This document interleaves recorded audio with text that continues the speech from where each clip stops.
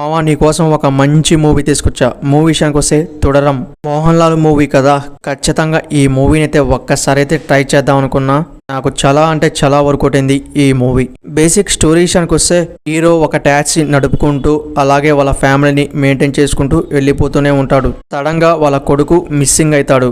ఇంతకీ వాళ్ళ కొడుకు దొరికిందా లేదా అనేది ఈ మూవీ స్టోరీ.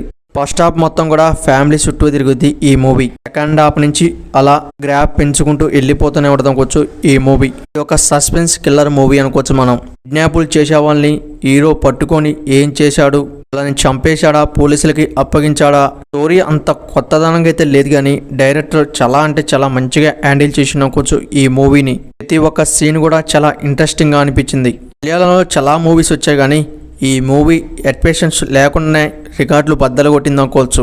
మోహన్ లాల్కి మళ్ళీ ఒక బ్లాక్ బస్టర్ పడింది అనుకోవచ్చు మనం.